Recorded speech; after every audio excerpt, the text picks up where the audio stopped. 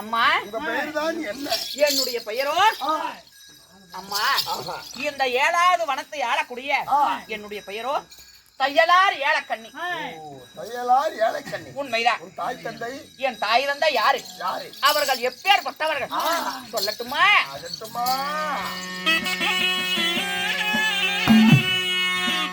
அம்மா என்ன 10 மாதம்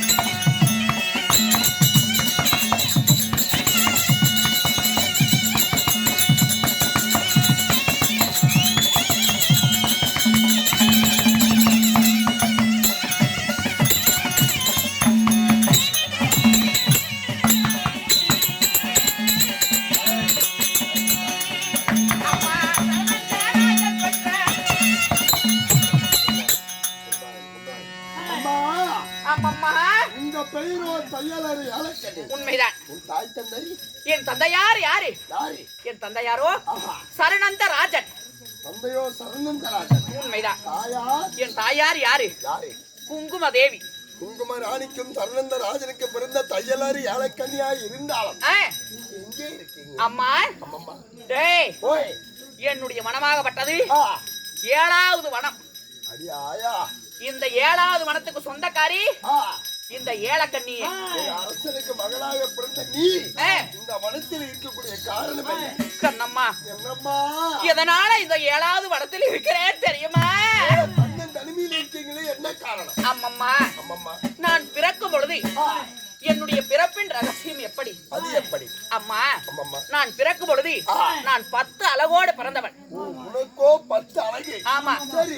அப்படி 10 அழகோடு பிறந்தவன் ஒரு ஆடவனை திருமணம் செய்ய வேண்டும் என்றால் செய்தால் நம்மளுக்கோ 10 அழகு.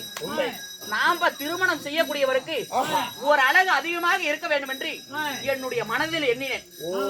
மாலையிட்ட மணவாளனுக்கு ஓர் அழகு அதிகமா இருக்க வேண்டும். நான் திருமணம் செய்யக்கூடியவருக்கு ஒரு அழகு அதிகமாக இருக்க வேண்டும் என்று என் மனதில் மனக்கோட்டை கட்டி இருந்தேன். அப்படி இருக்கு தருவையில இந்த உலகத்தில் மானிட ஜென்மங்களாக பிறந்து வந்து எப்படி நாம ஒரு அழகு இருப்பவரை கண்டுபிடிக்க முடியும் என்று முடியாது. முடியாது என்று சொல்லி ஒரு நாள் ஒரு தினத்துல வெள்ளியங்கிரி புறப்பட்டேன். ஓ பகவானிடம். ஆமா, சென்று அப்படி வெள்ளியங்கிரி சென்று அந்த ஈசனை கோரி தவம் செய்தேன். அப்பொழுது என் முன்னே பிரசன்னமான. ஓ அப்ப நம்புறாரு. என்னடா இல்ல அப்பயே அவரு பிரசன்ட் ஆகி போயிட்டாரு. ஏ பிரசன்னமானார் என்றார் சுயரூபத்தை எடுத்தார். நல்லா கைசோடு எடுத்திருப்பாரு. அப்பா என் கண் முன்னே தோற்றினார்டா முண்டமே. யாரு இந்த அந்த முக்கன் உடையவன். முக்கன் உடையவன் அந்த சிவபெருமான். அம்மா ஏலக்கண்ணி, என்னை கோரி தவம் செய்யக்கூடிய காரணம் என்று கேட்டபொழுது ஒரு பெண்மணி உண்மைதான் என்ன தேடி வந்து தவத்தில் இருக்கிறீ என்ன காரணம்? இந்த ஒரு பூலோகத்தில் ஒரு மானிட பிறவியாக பிறந்து விட்டு என்னால் உனக்கு என்ன காரியம் நடக்க வேண்டும் என்று கேட்டார். அப்பொழுது நான் அவரிடத்தில் முறையிட்டேன். சுவாமி, நான் பிறக்கும் பொழுது 10 அளவோடு பிறந்தவள். நான் திருமணம் செய்யக்கூடிய ஒரு அழகு அதிகமாக இருக்க வேண்டும் என்று சொன்னேன். அப்பொழுது சொல்லும் பொழுது என்னுடைய கோரிக்கை அவர் ஏற்றுக்கொண்டு எனக்கு அவர் வரமளித்தார். எப்படி? அம்மா, இந்த உலகத்தில் உனக்கென்று ஒரு ஆடவன் இருக்கிறார் என்று சொன்னார். அப்படி சொன்ன உடனே என் மனதில் இருந்த மண்கோட்டை எல்லாம் அப்படியே கோட்டை மேல கோட்டை கட்டி வந்தது. அப்படி ஆகும் பொழுது அவர் யார் என்று கேட்ட பொழுது பூலோகத்தில் இருக்கக்கூடிய சந்திர குலத்திலே பிறந்த நடுபிறந்த நாயராக விளங்கக்கூடிய இருவருக்கு இளையோர், இருவருக்கு மூத்தோர், சத்தியம் தவறாத ஓடு தவறாத அப்படி பிறந்த குருகுல வம்சத்தில் பிறந்த நடுபிறந்த நாயராக விளங்கக்கூடிய ஆளாள அழகு மன்னன் அர்ஜுனனே உனக்கு கணவன் என்று வரமளித்தார். அப்படி என்று சொன்ன பொழுது அவரிடத்துல கேட்டேன், சுவாமி, நீங்க பூலோகத்தில் இருக்கக்கூடிய அர்ஜுனன் தான் என்னுடைய கணவர் என்று உரைக்கிறார். இந்த 7வது வனத்தின் வழியாக எத்தனையோ ரிஷிகள் போறாங்க, எத்தனையோ முனிவர்கள் போறாங்க. அதில் யார் நான் அர்ஜுனன் என்று தெரிந்து கொள்வேன் என்று கேட்டேன். அவர்தான் இவர் என்று எனக்கு எப்படி தெரியும்? எப்படி தெரியும்? அப்படி என்று கேட்ட பொழுது அவர் எனக்கு ஒரு அறிகுறிகள் சொன்னார். எப்படி? காய்க்காத மரம் காய்க்கும். உண்மைதான். காய்க்காத மரம் எல்லாம் காய்க்கும். பூக்காத வனம் எல்லாம் புனுகு ஜவ்வாது வாடையெல்லாம் புனுகு. அப்படி சொல்லுவா புழுடு ஜவ்வாதுங்கிற மாதிரி. புனுகு ஜவ்வாது வாடையெல்லாம் வீசும் என்று சொன்னார். ஜவ்வாது சந்தனம், ஆமா, புனுகு வாசனைகள் வீசும், வாசனை திரவியங்கள் எல்லாம் வீசும் என்று சொன்னார். அதே போலவே அங்க இருந்து வந்து இந்த 7வது வனத்தில் வாழ்ந்து கொண்டிருக்கிறேன். அவருக்காக. உண்மைதான். யாருக்காக? அந்த ஆளால் அழகு மன்னன் அர்ஜுனனுக்காகவே வாழ்ந்து கொண்டிருக்கிறேன். எனக்கு ஒரு கல்வி கூட கிடைக்க மாட்டேங்கிறான். என்னாச்சாங்க? காதலிக்கு நேரமில்லை, காதலிக்கு யாரும் இல்லை, காதலிக்கு நான் நினைத்தா கல்வி கூட கிடைக்கவில்லை. அப்படி இருந்தாலும் உனக்கு ஏதாவது வாசம் தெரியுதான்னு பாரு. ஏதாவது உனக்கு தெரியுதா? அம்மா, வாசம் வருதா? வருது. என்ன வாசம் வருது? யாரோ குசு விட்டாங்க. கருமாந்திரம் முடிச்சவனே என்றைக்கு இல்லாம இங்க பாரு, காய்க்காத மரம் எல்லாம் காய்க்கிறது, பூக்காத மரம் எல்லாம் பூக்கிறது. ஒரு வேளை அந்த சிவபெருமான் சொன்ன மாதிரி என்னுடைய கணவராகப்பட்ட அர்ஜுன மன்னன் வருவார் போல் தெரிகிறது. அதனால அம்மா நன்றி கொடுத்த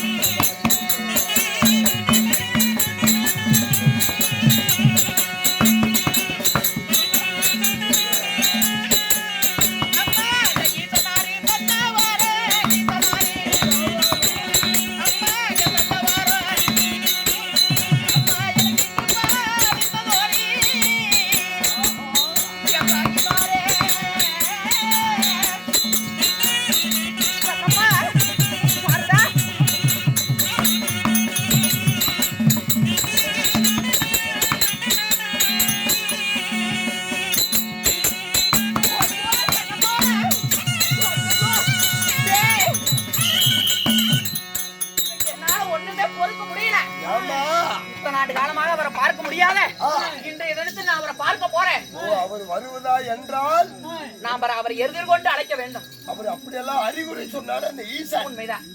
அப்படியா இருந்தாலும் இன்று வருபவர். அதனால அவரை எதிர்கொண்டு சந்திக்க வேண்டும். போலாமா? அவரா எவருன்னு பார்ப்போம்.